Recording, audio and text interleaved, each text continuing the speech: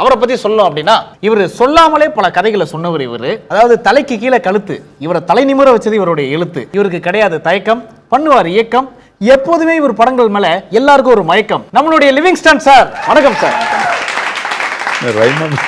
Sir எல்லாம் உங்ககிட்ட இருந்து கத்துக்கிட்டது அப்படி நான் வந்து டிஆர் சாரோட சிஷ்யன் ரொம்ப பிடிக்கும் சார், உங்களையும் ரொம்ப பிடிக்கும். அண்ட் உங்ககிட்ட இன்னைக்கு கேள்வி கேட்கறதுக்காக இங்க பாருங்க பல பேப்பர்கள், பல கேள்விகள்லாம் நாங்க எழுதி வச்சிருக்கோம். Super super super. பட் அதுக்கு முன்னாடி சூப்பர் ஸ்டார் மற்றும் உலக நாயகன் ரெண்டு பேரும் சேர்ந்து நடிக்கிற. ஆனா ரொம்பலாம் எதிர்பார்க்காதீங்க, என் மனசுல விட்டதெல்லாம் பேசுவேன். ஓகே, சில நேரத்தில் தப்பா கூட இருக்கலாம். வீட்டில் நம்ம பேசுவோம் பார்த்தீங்களா, அது மாதிரி தான் இருக்கும். அது இந்த ஃபார்மாலிட்டியா பேசுறது, மேடை நாகரிகம் அதெல்லாம் நம்ம கிட்ட வராது. இதே மாதிரி தான் சார் வெளிப்படையான கருத்துக்கள் அதான் எங்களுக்கும் தேவை. அதாவது உங்க படத்துலயும் சரி உங்க ஸ்பீச்லயும் சரி எங்களுக்கு பிடிச்சது வந்து அந்த யதார்த்தம் தான். அது வந்து நீங்க ஷோ ஃபுல்லா நாங்க எதிர்பார்க்கிறோம். சோ நான் வந்து நிறைய எழுதி வச்சிருக்கேன்னு சொன்ன மாதிரி முக்கியமான ஒரு கேள்வி, நீங்க வந்து திரைத்துறையில ஒரு சிங்கர் ஆகணும் அப்படின்னு தான் ஆசைப்பட்டு வந்தீங்க. ஆனா உங்களுடைய ஃபேமிலி சிச்சுவேஷன் காரணத்தினால பாக்கியராஜ் சார் கூட உதவி இயக்குனரா நீங்க வேலை பார்த்தீங்க. அதுக்கப்புறம் அவர்கிட்ட இருந்து வெளியில வந்து உங்க வாழ்க்கையில் நடந்த ஒரு மிகப்பெரிய ஒரு டர்னிங் பாயிண்ட் அப்படின்னா காக்கி சட்டை திரைப்படத்துக்கு ஒரு ஸ்கிரீன் பிளே ரைட்டரா உருவானது தான். ஸோ அந்த அனுபவம் பத்தி சொல்லுங்க சார். சினிமாவில் நம்ம ட்ரை பண்ணிட்டு இருக்க காலமும் கூட கிடையாது. சினிமா மேலே ரொம்ப நிறைய படங்கள் பார்ப்பேன்.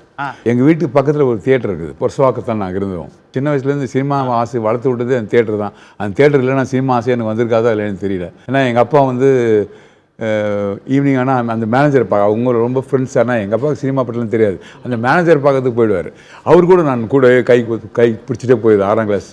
அங்கே போய் அவங்க மேனேஜர் பேசிட்டு நான் போய் பின்னாடி நின்றுட்டு எல்லா படங்களையும் பார்க்கறது. அது எண்ணிக்கையே இல்லை. அந்த தேட்டரில் அவ்வளவு தொடக்குது ரிலீஸ் ஆச்சு. அப்போ கமல்ஹாசன் வராரு அப்படின்னு சொல்லிட்டு நான் வெளியிலலாம் வந்து ஃப்ளாட்ஃபாட்டில் நின்று காத்துக்கிட்டு இருக்கோம். 100ஆவது நாள் ஃபங்க்ஷன் அது. அப்போது உள்ளெல்லாம் தெரில, எனக்கு உள்ளே போகிறது எப்படின்னு தெரியல. தேட்டரில் அந்த ஃபங்க்ஷன் நடந்து அவர் அம்பாசிடர் காரில் ஏறி உள்ளே உட்காராரு. இப்போவும் ஞாபகம், ப்ளூ கலர் அம்பாசிடர் இதில் அதில் ஃப்ரண்ட்டில் உட்காந்துட்டு அதில் ஏறி ஃபுல் ஜனம் ரோட்டில் நின்றுது. கடற்கரை ஏறி காரில் உட்காந்தாரு. நான் அந்த கும்பல் இருந்து சார் கை காட்டேன். அவர் என்னை பார்க்கவே இல்லை. கார் சரன்னு தான் அப்படி உட்காந்துட்டு அப்படியே போனது இன்னும் கூட ஞாபகம் இருக்குது. இப்படி உட்காந்துட்டு அப்படியே போகிறாரு.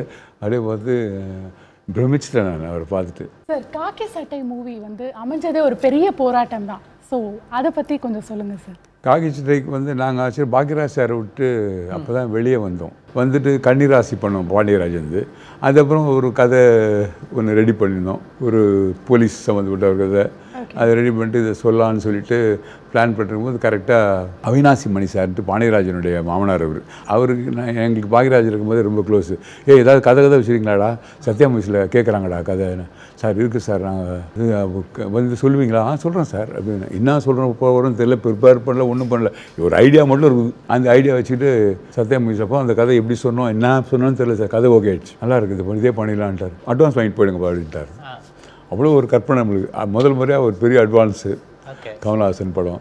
அப்படி அறிமுகமானது கமல்ஹாசன் அறிமுகமானார். அவரே வீட்டுக்கு ஃபோன் பண்ணுவாருங்க. எங்கள் வீட்டில் கமல்ஹாசன் ஃபோன் பண்ணுறாங்கடா அப்படின்னு. அப்புறம் வீட்டுக்கு வா அப்படின்வார்.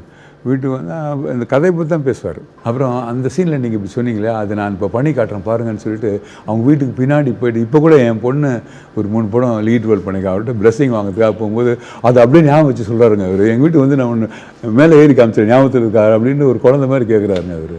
இப்போ போன மாதங்க. அப்போ வந்து இந்த பாருங்கள் அந்த சீன் நீங்கள் பண்ணிக்கிங்களா, இப்படி பண்ணால் நல்லா இருக்குமா பாருங்கள் அப்படின்னு சொல்லிட்டு பின்னால் இருக்க பைப்பு, அந்த பைப்லாம் ஒரு பாசிலாம் முடிச்சிருக்குது. மேலே ஏறாருங்க. அது மேலே உழுந்த கதை கந்தல் அவங்க வீட்டுக்கு பின்னாடி. அது அவங்க வீடு. காக்கி சட்டை படத்தில் அந்த சீன் அவரே ஏறினது தான். அதனால எல்லாம் அவர் தாங்க.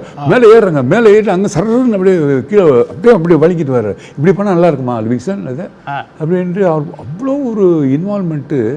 அதனால தான் அவங்க இன்னும் கூட சஸ்டெயின் பண்ணியிருக்காங்கன்னு கேட்டிங்கன்னா, ஒரு லெவலில் வந்து முன்னுக்கு வந்த பிறகு ஒரு மாதிரி எல்லா மனிதர்களுக்குமே, சராசரி மனிதர்களுக்கெலாம் வந்து ஒரு, இப்போ என்னையும் நான் சராசரி மனுஷன் தான், ஒரு லெவலில் புகழ் பணம் வந்த பிறகு ஒரு சோம்பேறித்தனம் வந்துடும்.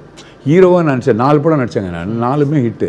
அதுக்கப்புறம் வந்து நமக்கு டான்ஸ் தெரியாது, ஃபைட்டு தெரியாது, சும்மா ஏதோ நடிச்சுன்னு கிடப்போம். அவ்வளோதான். அப்படியே சஸ்டெயின் பண்ணுறது ஹீரோவாக நடிக்கிறது ரொம்ப கஷ்டம். ஃபஸ்ட்டு டான்ஸ் நல்லா தெரியணும், ஃபைட் நல்லா போடணும், அப்புறம் வந்து பாடியை நல்லா மெயின்டைன் பண்ணணும், வெற்றியை தக்க வச்சுக்க தன்னை புதுப்பிச்சுக்கிட்டே இருக்கிறது சராசரி ஹீரோனுடைய. ஆனால் இவர் சராசரிக்கு மேலே அவர் வந்து இன்னமும் இப்போ கூட போன வாரம் கூட ஏஐ போய் படிச்சுட்டு வந்திருக்காரு அமெரிக்காவில்.